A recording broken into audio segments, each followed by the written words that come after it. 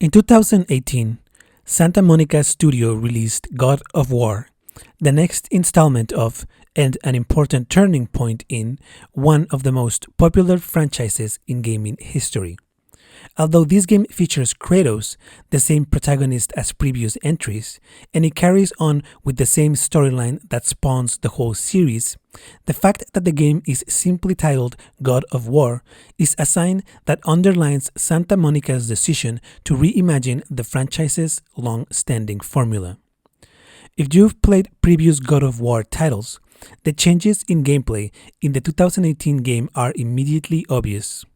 Santa Monica set out to create a more grounded, more visceral feel to the combat while trying to retain the core elements and identity that the God of War name has become known for.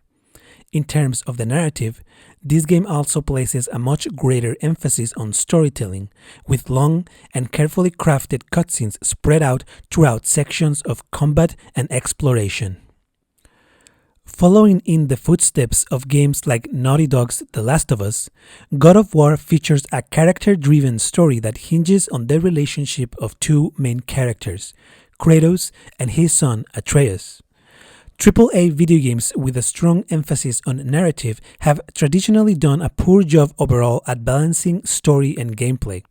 More often than not, their use of cutscenes feels more like a movie that has been sliced and jammed in between sections of gameplay, to say nothing of character-driven stories in general, which seem to be almost antithetical to the medium itself even just a few years back.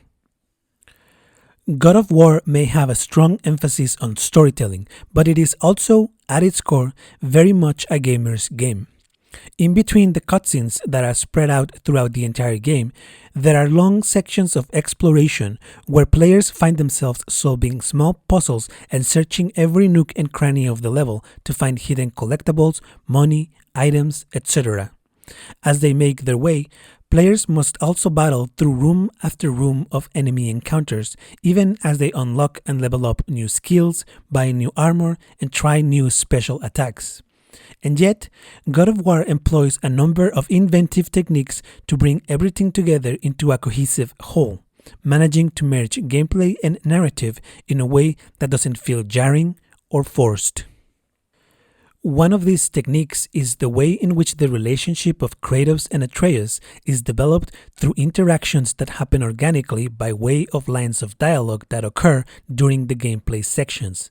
But there is one moment in this regard that really stands out to me because of the way in which the interaction that happens between the two central characters not only enriches the gameplay, but it also expands on the main themes of the story: loss, mourning, and family. God of War begins shortly after the death of Faye, Kratos' wife and Atreus' mother. After burning her body, the father and son duo set out on a journey to spread her ashes from the highest mountain in all the realms. Their journey gets sidetracked, however, when they reach the base of the mountain and find that a black fog placed by Odin blocks off all paths leading up to the summit. With the help of Freya and the Bifrost, the pair then travel to Alfheim, where they can retrieve the only thing that can grant them passage through the black fog, the light of Alfheim. Once there, though, things get even more complicated as Kratos and Atreus suddenly find themselves in the middle of a war between the light and the dark elves. As I mentioned before, the game's story is driven by the relationship of its two central characters. Kratos is Atreus' father, but the two of them are not close. We learn that, in fact, Atreus barely knows his father at all. Before Faye's passing, Kratos spent most of his time hunting in the forest by himself. After her death, however, the two of them are suddenly forced to spend every waking moment together. Kratos obviously cares for Atreus, but he is emotionally distant, overbearing, and straight-up abusive towards his son. Atreus, on the other hand, attempts to connect with his father, but he doesn't know how to do it. To make things worse, their contrasting personalities often have them clash. Kratos is pragmatic, silent, emotionless, while Atreus is playful, driven by imagination and feeling. The only thing that they have in common is that they are both mourning, which only serves to aggravate things further. This is all to say that the relationship of Kratos and Atreus is tense right from the beginning of the story, and as they continue on with their journey, it becomes more and more strained, finally reaching a breaking point when the two of them are in Alfheim. After fighting through waves of dark elves, the pair manages to make it all the way to the light of Alfheim. In the process of extracting the light with the Bifrost, Kratos is sucked into it and transported to a surreal plane where he experiences a kind of vision.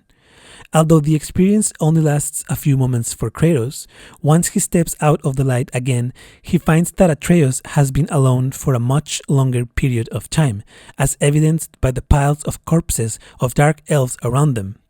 Atreus feels scared and abandoned, and he lashes out at Kratos. And it is at this point that their relationship finally breaks down. On the trek back out of Alfheim, Atreus grows more and more hostile towards Kratos, who in turn becomes more and more defensive.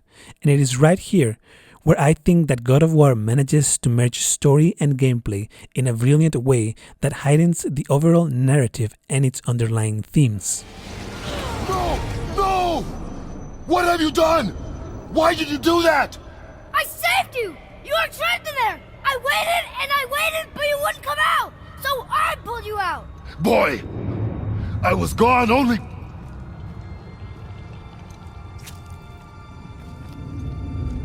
moments. No! You've been gone a long time! I didn't know what to do! You left me here! Again! Why don't you care? That's impossible. We should go before they come back. I hope you got what you needed.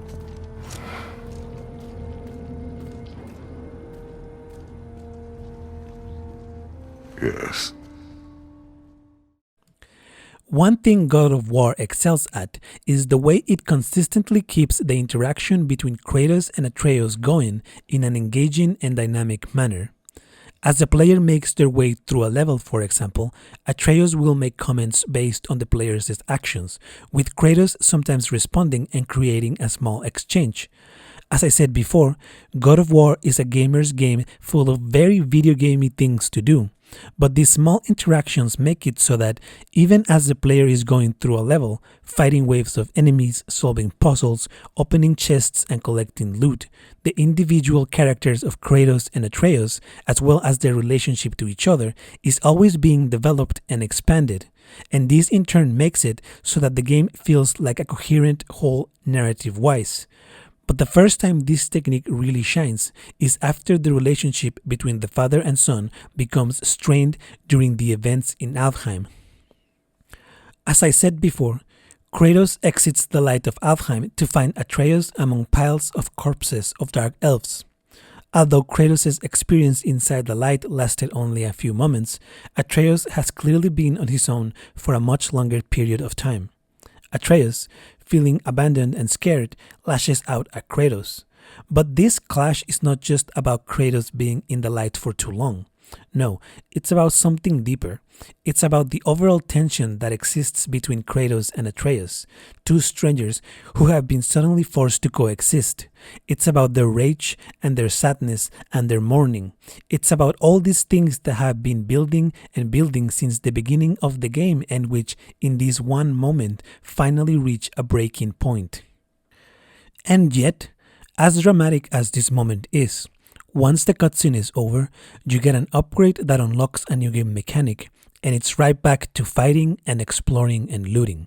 Except that something is different this time. As you make your way back through the realm of Alfheim, Atreus grows more and more confrontational towards Kratos. At one point, for example, as you're trying to solve a puzzle involving a blue crystal that you have to carry, Atreus mocks Kratos in a very passive-aggressive way by asking him if he plans to carry that crystal everywhere, to which Kratos replies that he just might. Or later, when you're trying to get a chest opened by hitting some bells with your axe, Atreus says that maybe they should keep moving instead of looting a sacred temple.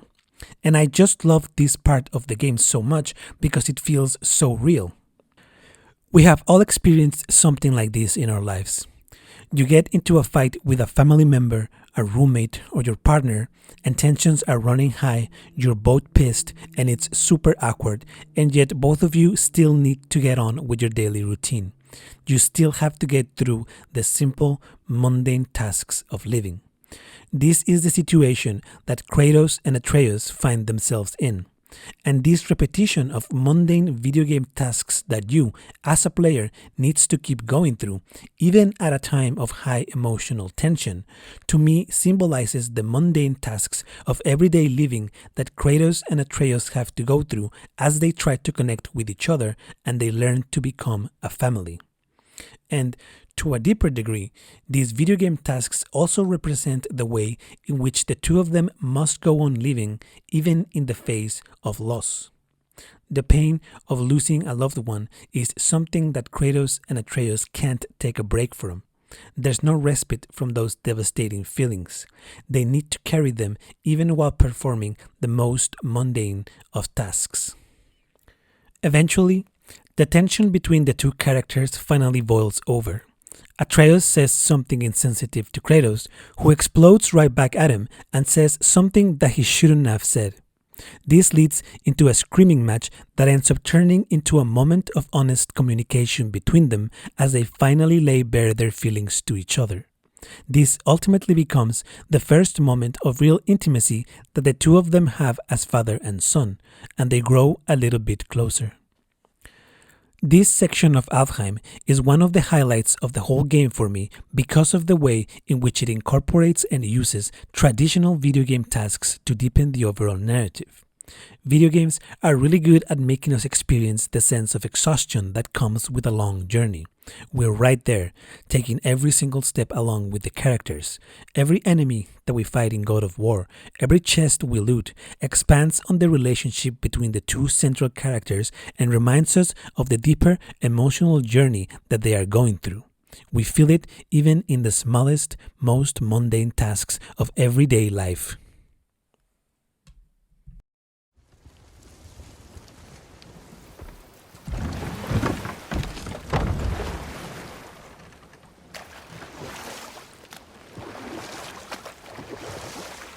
So? Was she in the light? Who? You know. Oh, she was not there. Not like you would even care if she was. Mind your tongue, boy! Until our journey is over, one of us must remain focused. Do not mistake my silence for lack of grief. Mourn how you wish. Leave me to my own.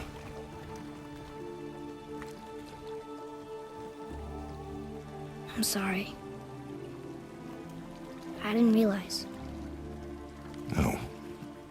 Why would you? You do not know my ways. I know it has not been easy.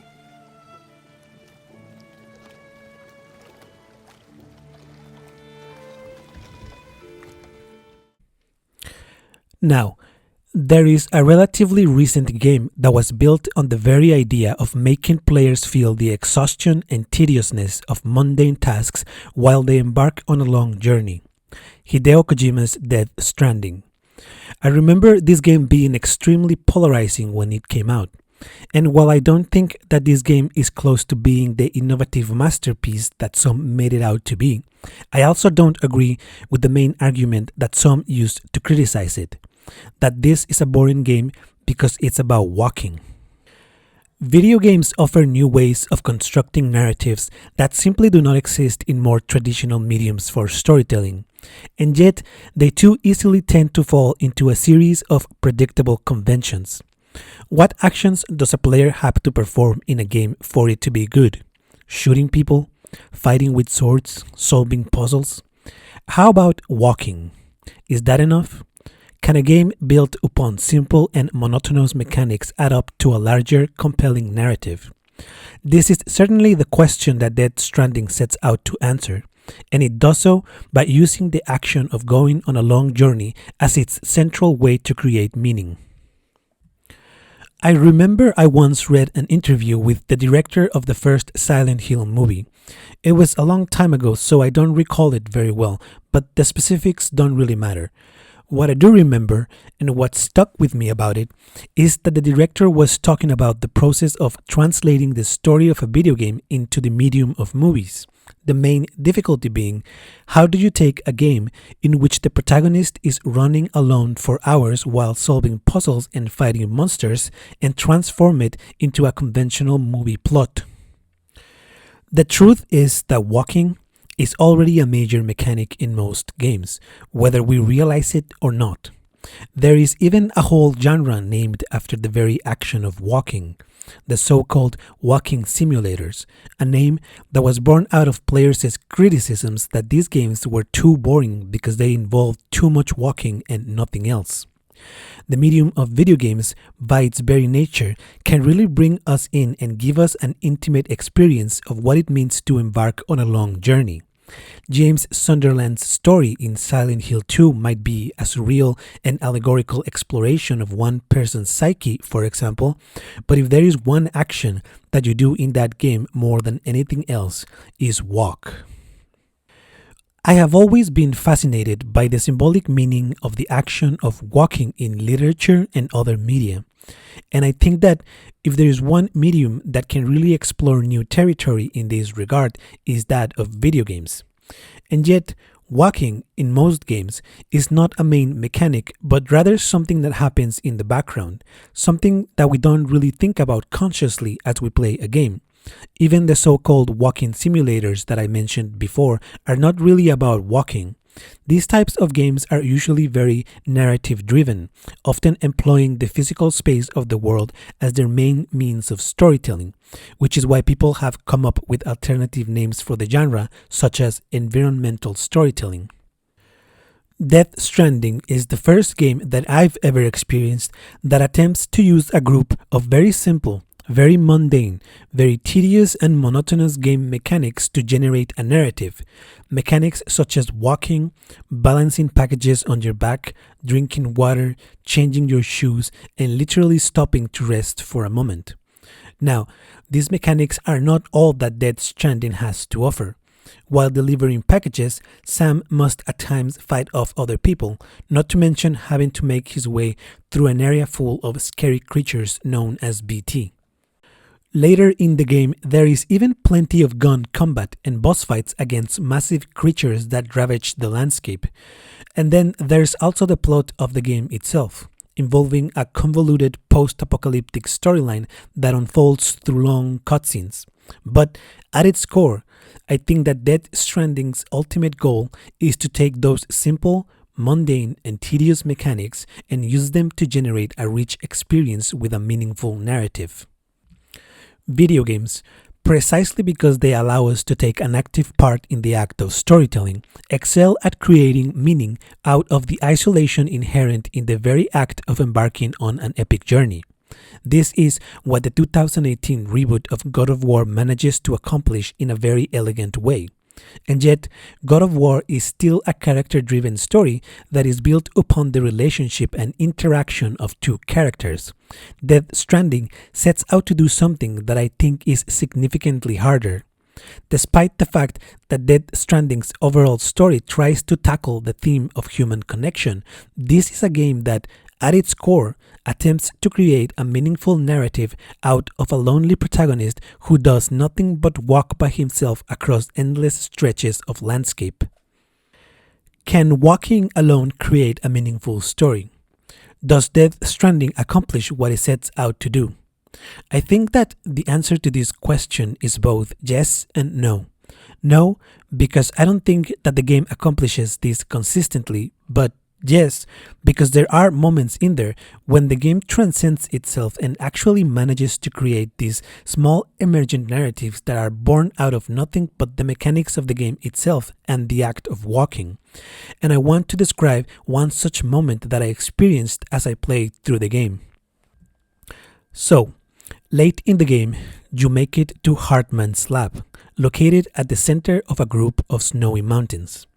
Hartman sends you out to connect 4 scientists to the chiral network. The process involves several deliveries, which branch out into more deliveries that have you trudging back and forth across the snow-covered mountains. It is a long, exhausting journey through the snow that has you battling steep hills, timefall snowstorms, and BTs. After I managed to connect the last scientist and was done with the whole series of quests, I set out on the long trek back to Hartman's lab. By then, I was as exhausted as Sam from all the tedious, slow-moving deliveries through the snow that I had just done.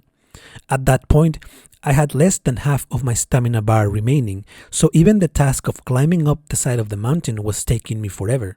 I had to constantly stop to regain my breath every few steps so that the stamina bar replenished. I slipped several times, watching in frustration as Sam slid down the mountain, losing so much of the progress I had painstakingly just made.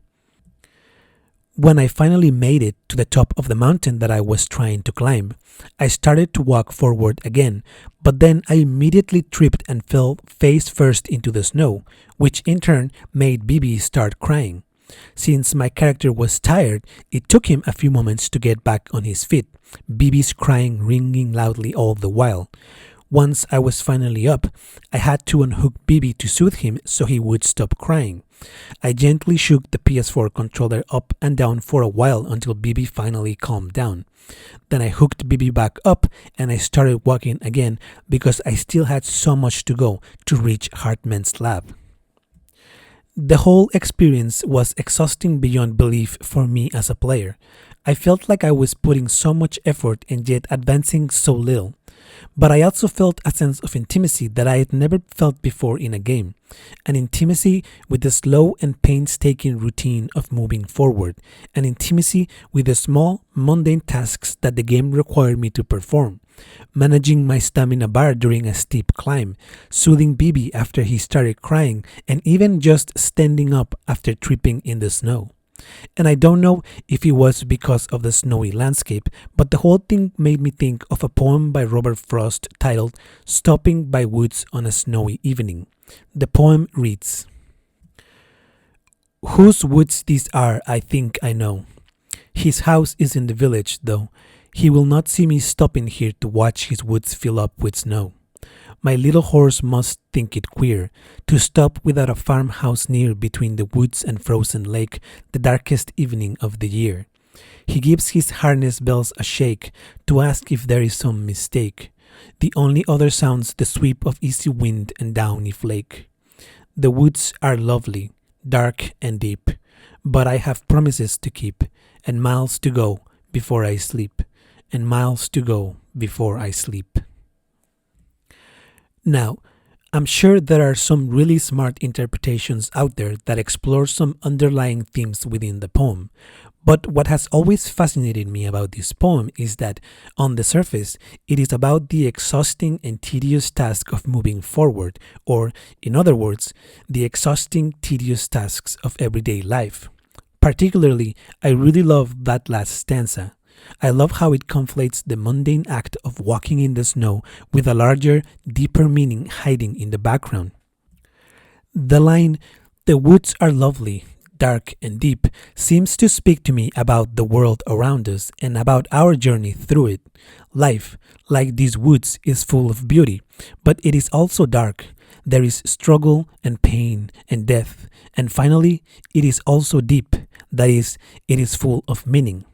But just as the speaker of the poem doesn't have time to stop and fully take in the sight of the woods because he has promises to keep, we must also continue on with the never-ending mundane tasks of everyday living, even amidst the beauty and deeper meaning around us. And then, the repetition of the last 2 lines seems to drive home the monotonous and exhausting nature of the journey that still lies ahead of us, the repetition of moving forward. This is the tone that Death Stranding, when it's at its best, manages to capture. Repetition as exhaustion, yes, but also repetition as intimacy. Repetition as an experience of the routine of living, tedious and tiring as it is, but also full of beauty and meaning.